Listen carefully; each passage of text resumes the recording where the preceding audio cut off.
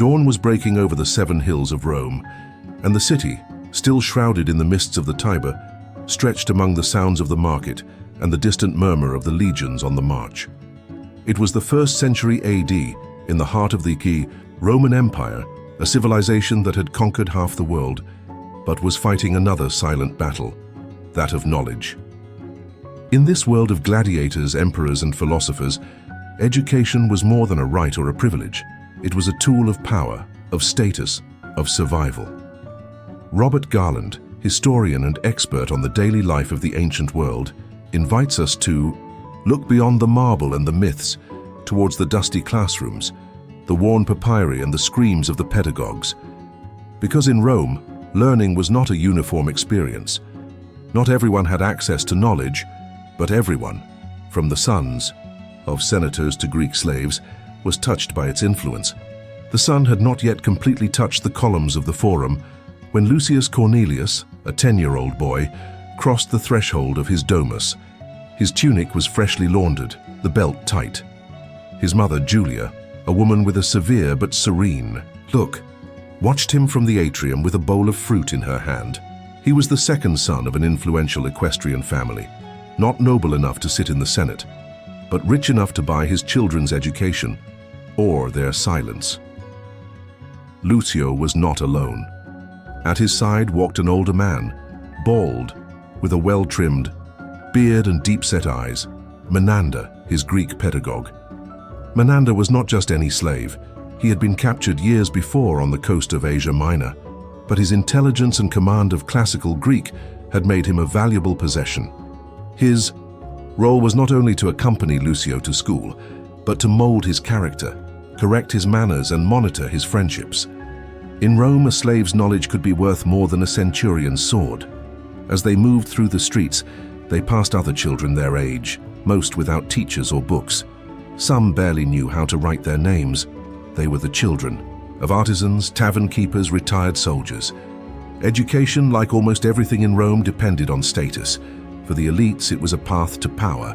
For the rest, an unattainable luxury. In the next house, a young woman was also getting ready, Claudia, barely 13 years old. Her father, a magistrate with senatorial pretensions, insisted that his daughter know how to read and recite poetry. Although the law did not require women to be educated, many wealthy families believed that an educated woman could elevate family prestige, or at least entertain guests elegantly. Claudia learned at home under the tutelage of a freed instructor who had been educated in Alexandria. His world was more limited than Lucio's, but no less demanding. The Roman family structure revolved around the paterfamilias, a figure of absolute authority. Lucius's father, Gnaeus Cornelius, was the judge, legislator, and executor of the household. He decided not only the financial destiny of the family, but also the educational one. His eldest son was already training in oratory with a renowned rhetor, preparing for a public life. Lucio, for his part, was still studying the basics: grammar, reading, writing, calculation. The path was long, but it was marked. Not everyone in the Cornelius house shared the privilege of teaching. In the kitchen, Calvus, a Gallic slave, watched silently as Lucius argued with Menander over a quote from Cicero. Calvus had been captured as a child. He never learned to read, but he listened carefully, retaining fragments, single words, foreign sounds that he tried to put together in the darkness of his mind. Secretly, sometimes, he copied with carbon the letters he saw on the wax of Lucio's tablets. I dreamed of reading one day, even if it was just a single line. The contrast between the characters reflected the complexity of the Roman educational system. It was not a uniform or institutionalized system. There were no public schools or an official curriculum. The schools were private businesses, and the teachers, many of them slaves or freedmen, survived on the coins they could scrape together from parents. It was often taught in squares, porches, or even in private homes. Robert Garland describes this world as a free market in knowledge, where knowledge had price, form, and function, but no rights or guarantees. The students learned Latin and Greek, but they also learned to obey, to remember, to fear the teacher's rod. Errors were corrected with blows, and memorization was the king method. Through Lucius, Claudia, Menander, and Calvus, we see the many faces of Roman education. It is not a story of linear progress, but of inequality, ingenuity, and resistance, a system that shaped entire generations of conquerors, philosophers, and bureaucrats, but also silenced many who, like Calvus, could barely manage to write their names in the dark. Lucio's day began at dawn, with the crowing of the roosters mixed with the murmur of the fountain in the atrium of his house. Menander woke him up gently, at least in appearance, although behind his moderate tone hid the urgency of duty. Rome was a city of noise, stone, and discipline. Sleeping late was a luxury reserved for the idle, and the Cornelians did not breed idlers. After a brief wash with cold water and a piece of bread with honey, Lucius went over his waxed tablets, memorizing passages from Virgil and the first Latin declensions. Menander observed him in silence, correcting postures, intonations, even thoughts. Knowledge in Rome was not something that was freely explored, it was imposed. Meanwhile, in another part of the city, Claudia began her day in the triclinium, under the watchful eye of her instructor. He recited lines from Metamorphoses from Ovid. He learned the names of constellations. He practiced calligraphy with a stylus on wax. Her mother, sitting next to her, supervised decorum more than content. For a young Roman woman, knowledge was an ornament, never a sword. Roman education had 3 levels: a literary game, where the little ones learned to read, write, and count. He, grammarian, for the advanced study of Greek language, poetry, and mythology. And the rhetor, reserved for young people who were preparing for political life or the legal profession. Lucio was in the first, but he already felt the weight of the future. His older brother Marcus reviewed Cicero's speeches aloud every night. In Rome, speaking well was as vital as fighting well. Schools were simple, often noisy spaces without desks or blackboards. The teacher or litterateur sat on a high bench, the students on low benches or on the floor, with waxed tablets in one hand and a stiletto in the other. Mistakes were punished not only with shouts, but with olive rods. The pedagogy of fear was the norm, not the exception. The days were long. Lucio walked with Menander from the house to the school through streets full of smells: freshly baked bread, vinegary wine, dried fish. As he passed, he saw other children, some well-dressed, others barefoot, running toward similar schools. I also saw beggars, street vendors, prostitutes. Rome taught lessons outside the classrooms as well. Claudia, on the other hand, rarely went out. His education was intimate, domestic. When she wasn't learning letters, she embroidered or played, the zither. Sometimes he listened from afar to the father's debates in the tablinum without being able to intervene. Other times, her instructor told her stories of wise goddesses and tragic poets, fueling a fire that had to be kept discreet. Rome was not ready for wise women. Often I didn't even want them. In the afternoon, after classes, Lucio would return home and recite what he had learned in front of his mother and father. Mistakes were noted, progress celebrated in moderation. Then I could play, but not too much. There was more reading to do, more verses to memorize. Education was a continuous duty. Menander, always nearby, corrected his Latin and watched his tone. Calvus, the Gaulish slave, watched from the shadows. At night, when the house was asleep, he would sneak into the atrium, look for old tablets, imitate the letters. Sometimes I found discarded parchments with ink stains and half-copied phrases. He followed those lines like someone chasing traces of freedom. In Rome, books were expensive. Paper as we know it did not exist. Papyrus imported from Egypt or parchment, more durable but even more expensive, were used. Only the rich could afford to have private libraries. The works were copied by hand by slave scribes, which made each book an exclusive gem. Garland emphasizes that the objective of Roman education was not creativity, but the formation of the good man skilled in speaking, the good man expert in speaking well. The virtues were discipline, obedience, memory, logic. Critical thinking was desired only within very narrow limits. A citizen had to be useful to the state, not revolutionary. That night, Lucius wrote on wax a phrase from Seneca that Menander had made him copy 10 times. We learn not from school but from life. We don't learn for school but for life. But even that famous phrase was tinged with irony. In Rome, learning was living, yes, but only if you were born in the right place, with the right name. It was the most anticipated day of the month, declamation, an event in which the most promising young people of Roman families were put to the test before a small audience made up of their parents, teachers, and some curious magistrate. It was held in the house of a local patrician who offered his tablinum as a space for the exhibition of youthful ingenuity. For Lucio, it was his first participation. Since dawn, the air in the Cornelia Domus was filled with nervousness. Julia ordered the servants to clean every corner, while Gnaeus Cornelius reviewed the key points of his speech with Lucius. The theme of the declamation was a moral question. Should a son obey his father when he commits an injustice? A bold topic, dangerous even, if you thought about it too much. And just for that reason, ideal for training rhetoric Menander had helped Lucius prepare a balanced argument.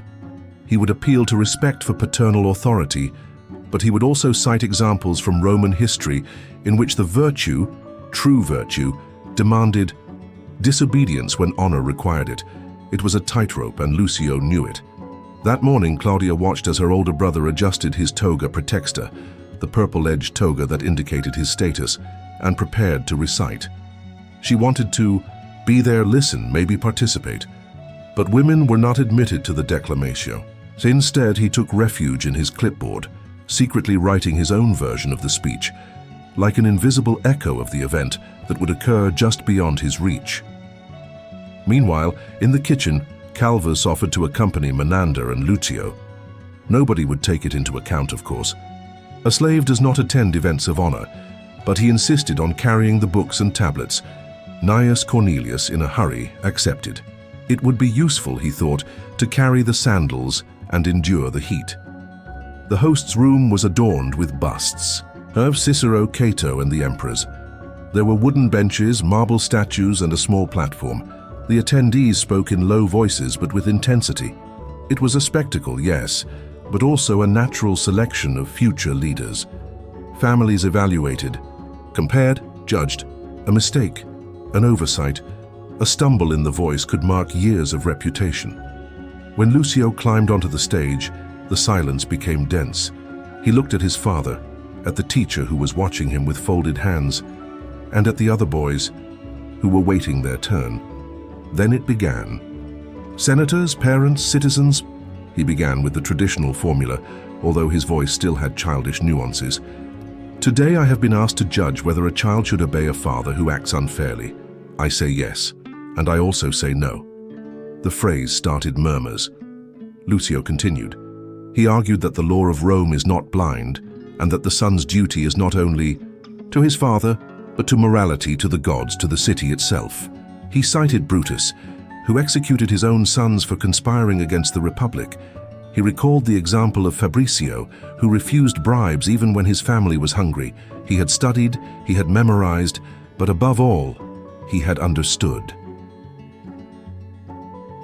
Robert Garland affirms that education in Rome not only sought knowledge but also gravitas, that quality of moral weight that distinguished true Roman men. And for a moment as he spoke, Lucio seemed to have embodied her. When he finished, there was silence, then applause. Menander nodded with a slight smile. Gnaeus Cornelius remained serious, but his eyes shone. Claudia, from her room, tried to imagine each word. Calvus, standing next to the benches, did not understand everything, but he felt the power of language, the force that transformed a child into a citizen. After Lucio, others spoke. Some cited Sophocles, others tried to copy Cicero's style, but none managed to balance emotion with logic like he did. The afternoon ended with watered wine, bread and olives, and whispers of congratulations between the parents. But for Lucio, the true reward was not the praise of his father, nor the satisfied look of Menander. It was the moment when Claudia hugged him at home and whispered in his ear, "Your speech was brave." He knew she hadn't been there. How did he know? She showed him her clipboard. He had written every word of his own declamation. Different, more poetic, more challenging, maybe better. Lucio didn't say anything. But something changed between them. In a Rome where women's voices were absent, Claudia had just found hers, in secret. The night after declamation, the Cornelius house was quieter than usual. Not because the event had not been a success, everyone knew it, but because something intangible had settled in the air, a mixture of pride, expectation, and fear. Gnaeus, Cornelius, as was his custom, did not openly express satisfaction. In his world, excessive praise weakened the will. Instead of congratulating Lucio, he called him to the tablinum and said in a deep voice, "You have spoken well. Now learn to shut up better." It was the way in which the Romans conveyed that duty fulfilled did not grant rest but rather more responsibility. Lucio, still with the words of the speech spinning in his head, nodded. But inside, he was seething with emotion. He had overcome his fear. It had been heard. However, the real earthquake did not occur out loud. The next day, Menander found Claudia's tablet in the atrium. It was not a copy of Lucio, but an independent text, an answer to the same dilemma, but from a new perspective. In her speech, Claudia imagined a daughter who, upon seeing her father commit an injustice, could not speak in public or debate in a forum, but could resist in silence. With intelligence, with righteousness, it was in fact deeper than Lucio's declamation. Menander read the text carefully. Then he went to see Julia. "Your daughter has the mind of an orator, maybe more than many men." Julia looked at him with a mixture of pride and concern. "And that, Menander, is it a virtue or a condemnation in Rome?" The conversation was suspended, like so many uncomfortable truths. Julia knew that an educated daughter could be a gem, but also a problem. Wise women were tolerated as long as they did not speak too loudly. If they crossed certain limits, they became threats. Meanwhile, in the city, rumors of Lucio's talent began to circulate. A magistrate who had attended the declamation spoke about him in the local senate. He said it had consular potential, an expression that warmed the heart of any Roman father. Gnaeus Cornelius, upon hearing this, did not smile, but began to plan the next step, sending Lucius to study with a rhetor more advanced, maybe even to Greece if the gods permitted. Lucio, however, was not thinking about the Senate or travel. "I was thinking about Claudia," in his written voice, in the injustice that his sister could only speak from the shadows. And for the first time, education stopped being a stepping stone to power and became a tool for understanding. In the days that followed, the dynamics in the house changed. Claudia began to show her studies more openly. Julia, who had previously been discreet about it, now cautiously encouraged her. Menander even lent him a volume of Hellenistic poetry, something unheard of.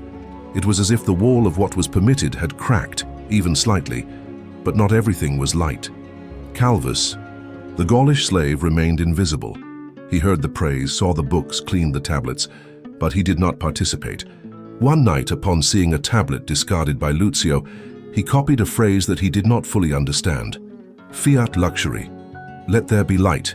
He wrote it several times, although he did not understand its grammar. The phrase seemed magical to him. It was. It was the promise that one day he too would be able to see.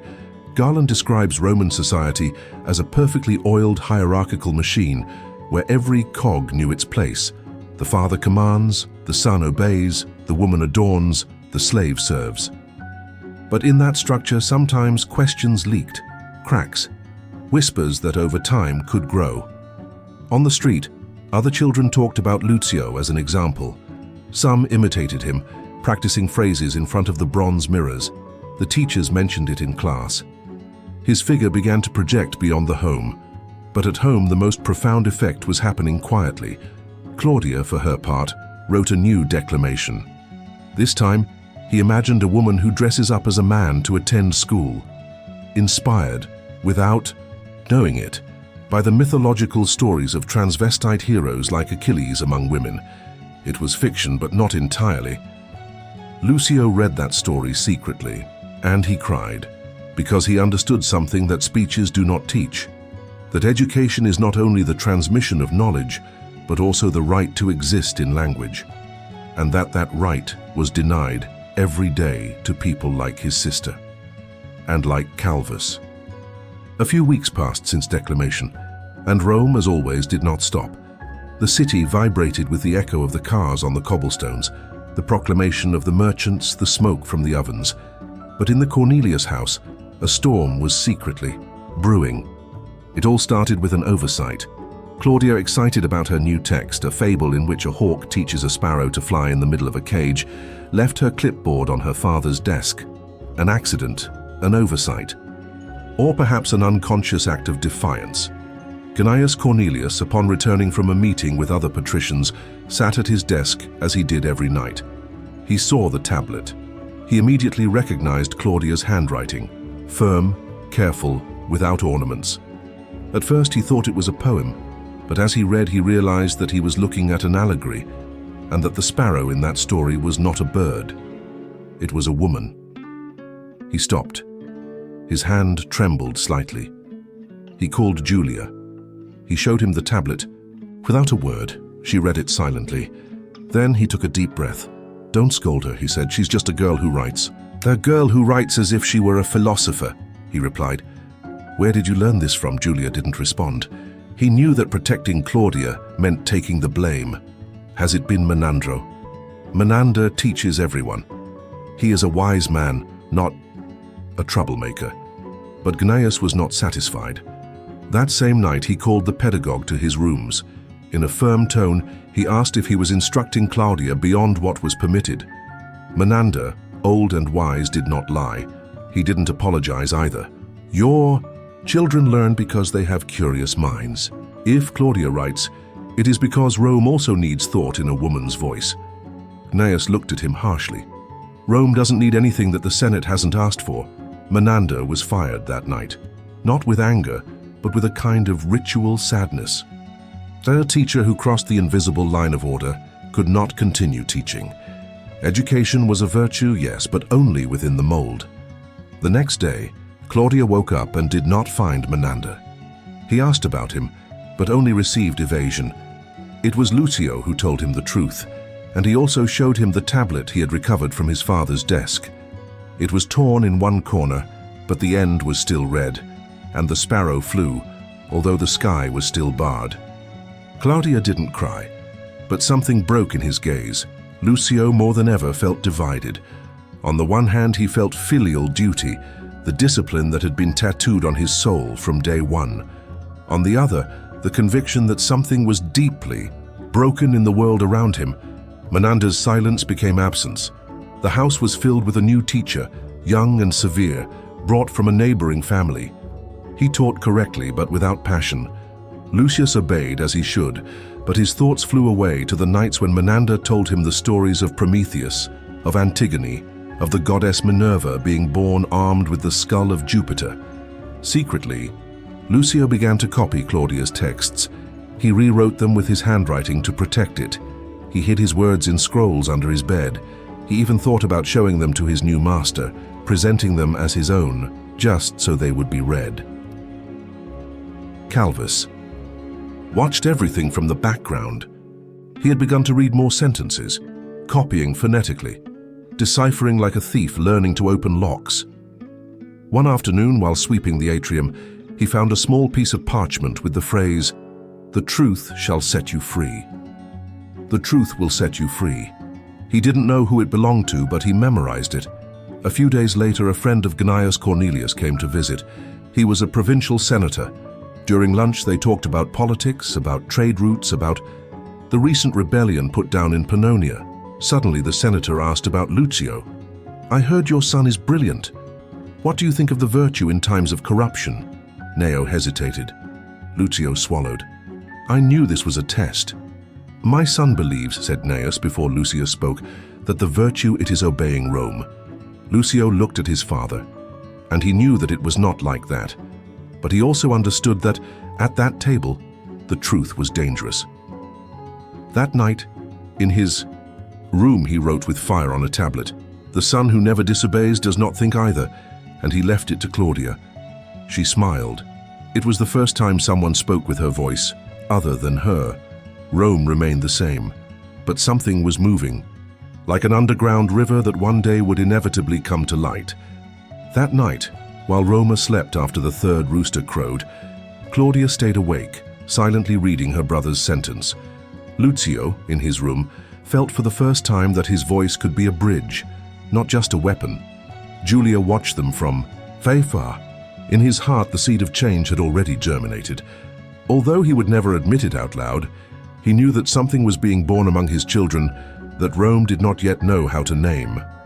Calvus, under the dim light of the Lararium, wrote his full name for the first time, clumsily, like someone carving his existence in stone.